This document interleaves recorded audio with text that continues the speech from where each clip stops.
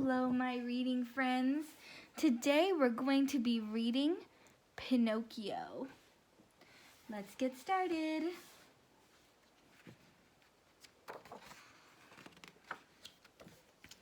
Once upon a time, in a sleepy little village in Italy, there lived a small fellow named Jiminy Cricket. Now, Jiminy loved to travel from hearth to hearth, singing as he went. And one night, when the wishing star hung bright in the velvet sky, Jiminy visited the home of a woodcarver named Geppetto. Geppetto's workshop was a magical place. There were cuckoo clocks and music boxes that tinkled merrily. There were ducks and geese and puppets, all made of wood. And there were endless shelves of toys. The kindly woodcarver loved to make children smile, and so each toy was made with special care. But there was one toy more carefully painted than the rest, a boy puppet made of wood. It sat on the workshop table, still needing a few finishing touches.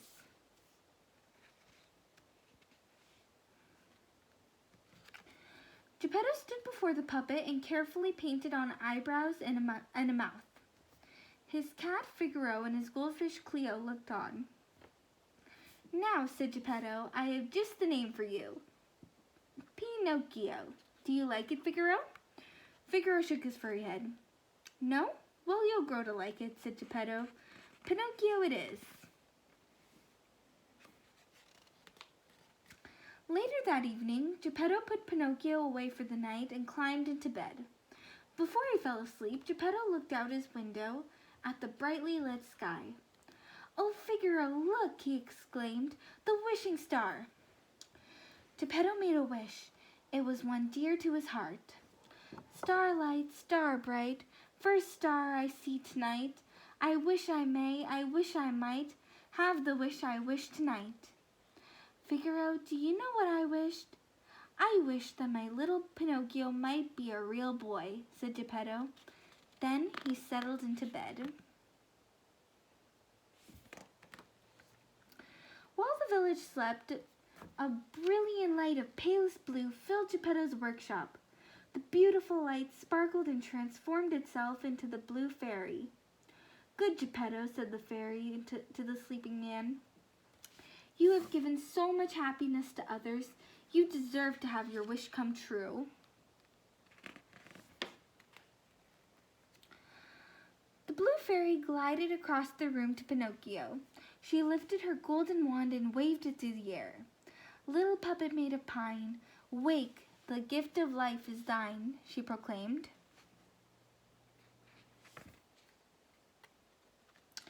As Jiminy Cricket watched, Pinocchio opened his eyes. He moved first one arm, then the other. Then he opened his mouth. "I can move," said Pinocchio, excited. "I can talk."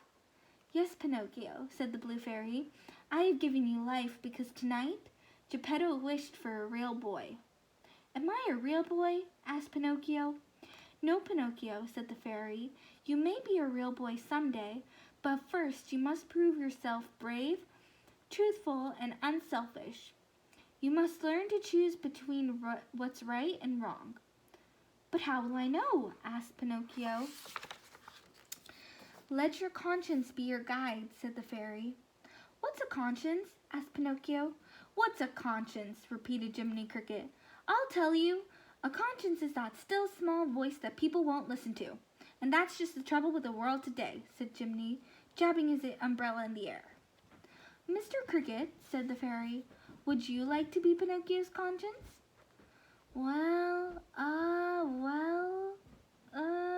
Sure." So the fairy named him Sir Jiminy Cricket, Lord of the knowledge of right and wrong. Then she was gone. Geppetto heard voices and got out of bed. As he came into his workshop, he could hardly believe his eyes. Right before him was his puppet dancing about and singing. "Can I be dreaming? My little Pinocchio is a real boy!" Geppetto cried. The gentle woodcarver lifted Pinocchio into the air and hugged the wooden boy close to him. "Oh, thank you, wishing star, for making my wish come true." Figaro, look, he's alive, said Geppetto. But how? Pinocchio happily explained all about the visit of the Blue Fairy. A real boy, whispered Geppetto. It's my wish come true. Cleo, isn't that wonderful? Cleo leaped out of her bowl excitedly, and Figaro joined in the celebration. Then after a while, they all went back to bed. The next morning after breakfast, Geppetto walked outside with Pinocchio and handed him some books. What are these for, father? Asked Pinocchio. Geppetto pointed to the children passing by. Do you see those children? They're going to school. Now that you're a little boy and not a puppet, you must also go to school, Geppetto explained.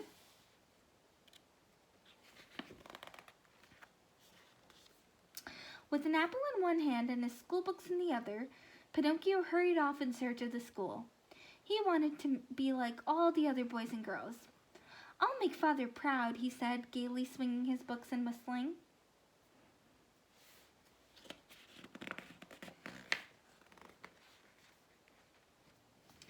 Pinocchio walked through the village, quite unaware that he was being watched by two very suspicious-looking characters. Look at that, the fox explained. A live puppet without strings. We can make a fortune if we sell him to Stromboli for the puppet show. The fox rubbed his paws together greedily.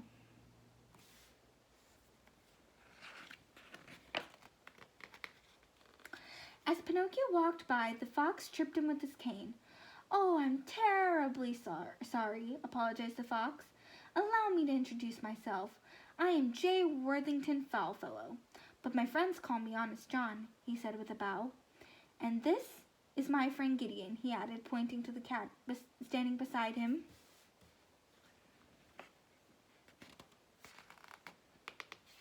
How do you do? Replied Pinocchio politely.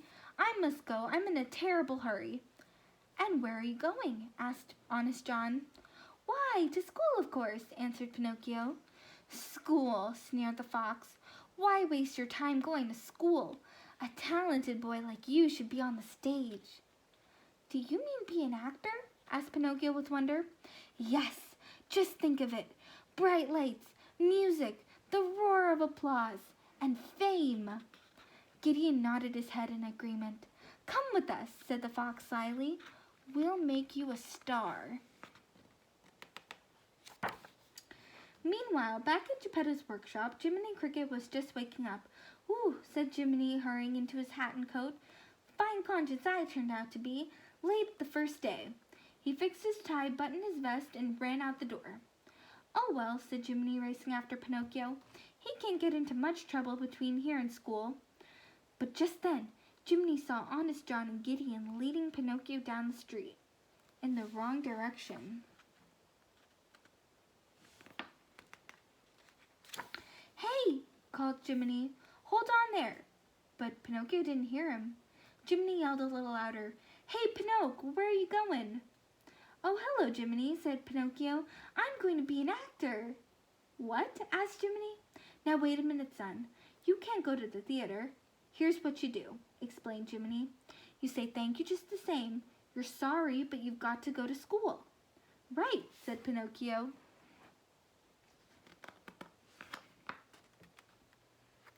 Pinocchio, oh Pinocchio, called Honest John. Yoo-hoo.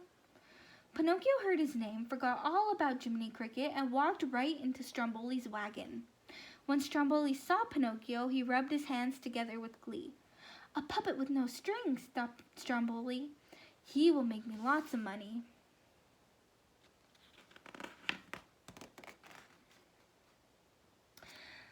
That evening, Pinocchio made his stage debut. Jiminy Cricket had followed Pinocchio, and now he sat in the theater watching. Everyone seemed amazed to see a puppet without strings. When the show was over, the crowd applauded and threw gold coins at Pinocchio's feet. Huh, said Jiminy, impressed. They like him. The applause continued as Stromboli joined Pinocchio on stage. Pinocchio loved all the attention. He was stage-struck. Meanwhile, Geppetto was very worried. When nightfall came, he and Figaro went out to search for the missing Pinocchio. What could have happened to him? Asked Geppetto, swinging his lantern. Where could he be at this hour? Pinocchio! Geppetto called out until his throat was sore. Pinocchio! But by sunrise, Geppetto still had not found him. Back at Stromboli's, Pinocchio was in trouble. Stromboli threatened to use him as firewood if he didn't behave, then locked Pinocchio in a cage. That night, Jiminy Cricket sneaked into the room. Pinocchio, said Jiminy, surprised to see his friend locked up. What's happened? Pinocchio explained, sobbing. Don't worry, son, said Jiminy, hopping up to the cage. Why, I'll have you out of here in no time.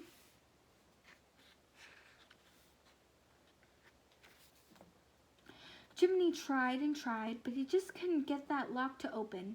He had finally given up when a dazzling blue light filled the room. The Blue Fairy, whispered Jiminy. Pinocchio, why didn't you go to school? Asked the fairy. School? Well, Pinocchio thought quickly. I was going to school till I met somebody. Met somebody? Asked the fairy. Yeah, two big monsters, and they tied me in a big sack. Pinocchio was lying, of course, and with each lie his nose grew and grew until it stretched through the bars of the cage. You see, Pinocchio, a lie keeps on growing and growing until it's as plain as the nose on your face, explained the Blue Fairy. I'll never lie again. Honest, I won't, promised Pinocchio, trembling with fear.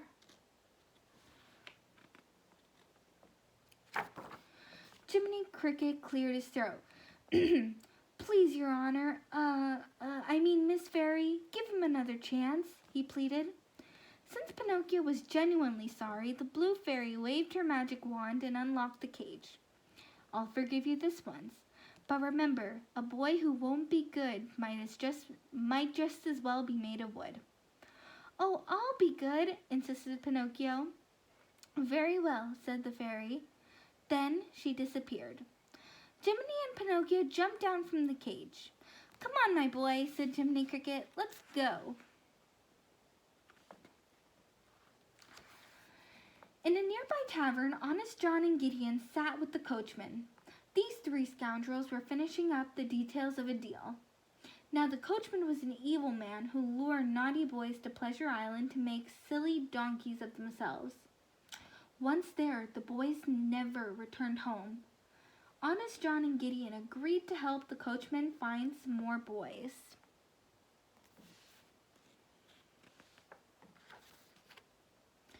Filling their pockets with gold coins, Honest John and Gideon went searching for bad little boys. They had barely stepped outside when they spotted Pinocchio. Honest John stuck out his cane and pulled Pinocchio aside. Hello, young man, said Honest John, tipping his hat. And where are you off to now? I'm going home to father, stammered the startled puppet.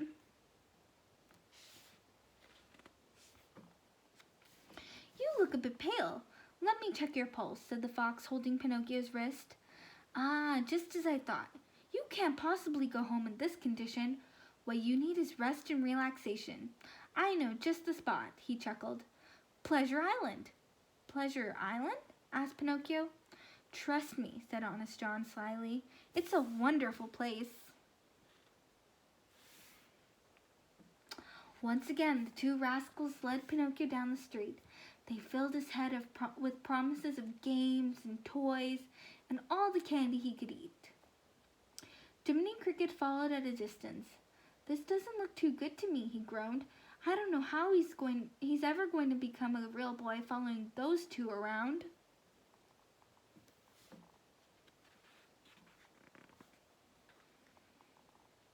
Where are they taking him now, wondered Jiminy. Outside the village, Foulfellow handed Pinocchio over to the coachman. The excited puppet climbed onto the stagecoach, which was already filled with laughing, chattering boys. The coachman cracked his whip, and the stagecoach began its journey to Pleasure Island.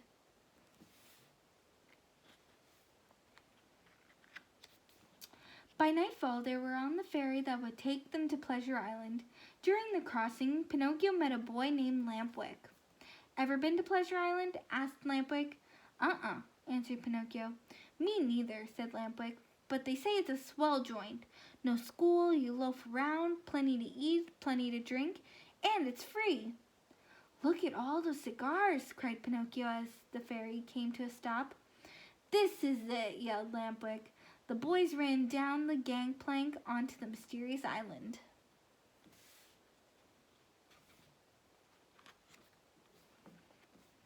"If my mother could see me now, she'd have a fit," laughed Lampwick, getting ready to bite into a gigantic sandwich. "On Pleasure Island, I can eat whatever I want. Do you want a bite?" he asked. Pinocchio shook his head. He was busy enough trying to eat a lollipop and a candy cane at the same time.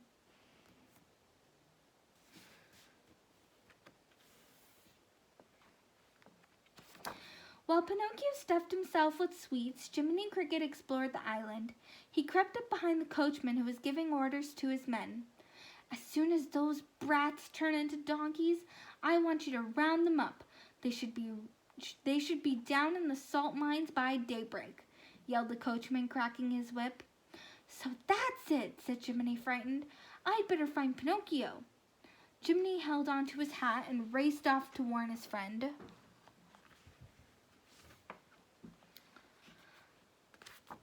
Jiminy followed Pinocchio in the pool hall with Lampwick. Jiminy found Pinocchio in the pool hall with Lampwick. He told Pinocchio what he had just heard. The two boys began to laugh. "You take orders from a grasshopper?" Lampwick snickered. "All right," said the indignant Jiminy. "Go on, laugh. Make donkeys out of yourselves. See if I care," he added, stomping off. The two boys continued to giggle as Lampwick made fun of Jiminy. "You'd think something terrible was going to happen," laughed Lampwick. No sooner had he said this than he sprouted donkey's ears. Pinocchio stared in horror as Lampwick also grew a tail, and his feet turned into hooves. Lampwick went on laughing, not noticing what was happening. Suddenly, Lampwick's laugh turned into a hee-haw. "Did that come out of me?" he prayed. Pinocchio nodded. Then Lampwick felt his face and chin and his long furry ears. "Ooh!" Lampwick cried, for he had indeed become a donkey. He galloped around the pool room in a panic. Suddenly, Pinocchio saw that he too had sprouted donkey's ears and a tail. "Jiminy! Jiminy, help!" screamed Pinocchio. Jiminy Cricket rushed into the room, shocked at what he found. "Quick, we've got to get out of here!" yelled Jiminy.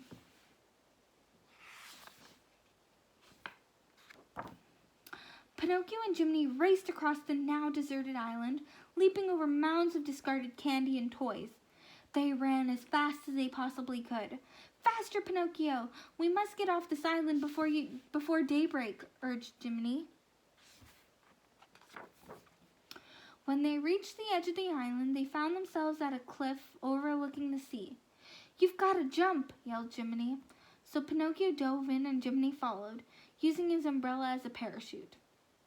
Because Pinocchio was made of wood, he immediately floated to the surface and stayed there. The cricket jumped onto his back and the current carried them toward the mainland.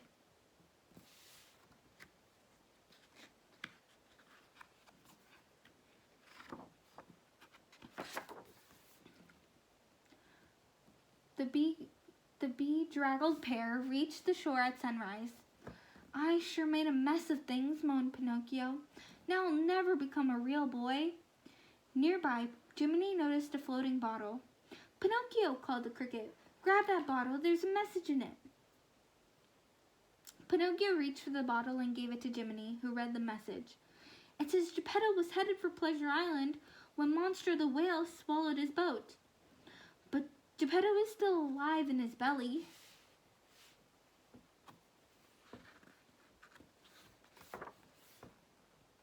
"I must save Father from that nasty whale," said Pinocchio, running toward the water. "Wait!" yelled Jiminy. "You can't go underwater. You're made of wood and you'll float." Not if I use this to weigh me down, replied Pinocchio, tying a rock to his tail, and he jumped into the water. At the bottom of the ocean, Jiminy and Pinocchio began their search for Monstro and Geppetto. Suddenly, they swam into an enormous shadow that covered the ocean floor. Pinocchio and Jiminy looked up, terrified to see Monstro looming above them.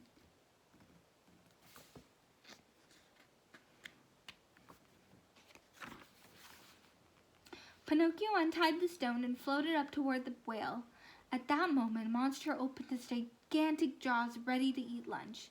He sucked in a whole school of fish, as well as the struggling Pinocchio. Jiminy banged on the whale's closed teeth, yelling, "Open up, blubbermouth! I've got to get in there!" Pinocchio swam with the fish down the whale's throat to its cavern-like belly. When he got there, he saw Geppetto and Figaro fishing from the side of their boat. When Geppetto pulled in his net, he had quite a surprise. "Pinocchio!" cried the woodcarver. "My son!" Geppetto hugged Pinocchio to his chest. "Father," declared Pinocchio, "I have come to save you."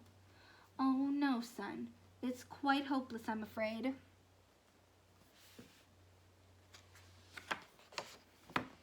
"We must get out of here," insisted Pinocchio. "But how?" "Pinocchio," Geppetto asked suddenly, "what has happened to your ears?" "I'll explain later," said Pinocchio. "There's no time now." Pinocchio began breaking up furniture. He had an idea. "We'll start a fire and make lots of smoke. Then Monstro will wake up and sneeze us out."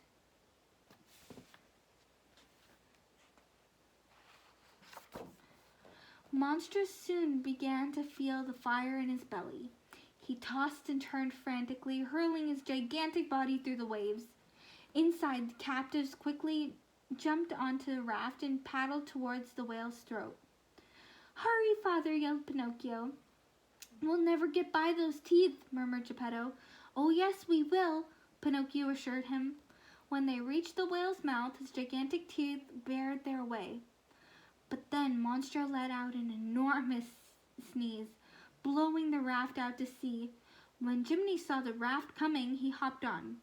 "Hang on!" shouted Pinocchio. "Here we go!"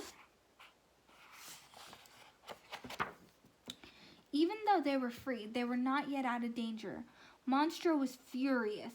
Seeing the raft bobbing up ahead, he nose-dived underwater. For an instant, it seemed he had disappeared. But then, his gigantic tail flipped up under the raft and tossed it into the air, smashing it to pieces.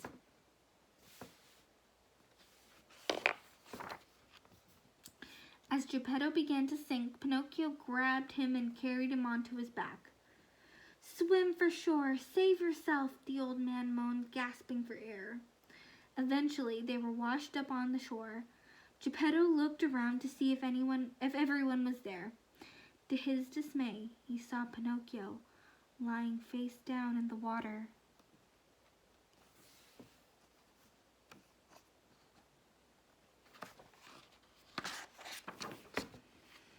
"My brave little boy," Geppetto cried, lifting the still body into his arms. The sad group stumbled back to the village. Geppetto laid Pinocchio on his bed and knelt by his side. "Little Pinocchio, you risked your life to save me," sobbed the old man, lowering his head in sorrow. All of a sudden, the room was lit up by a brilliant blue light. The blue fairy appeared, waving her magic wand over Pinocchio. She said, "Now you have proven yourself brave, truthful, and unselfish. Today you will become a real boy. Awake, Pinocchio, awake."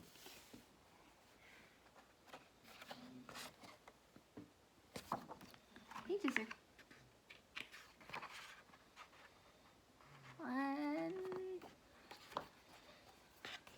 There we go.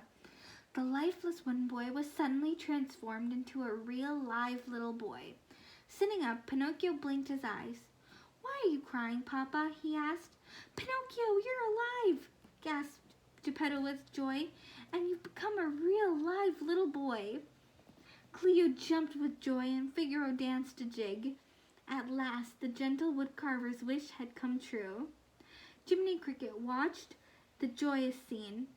"Now I know that wishes do sometimes come true," he said with tears in his eyes.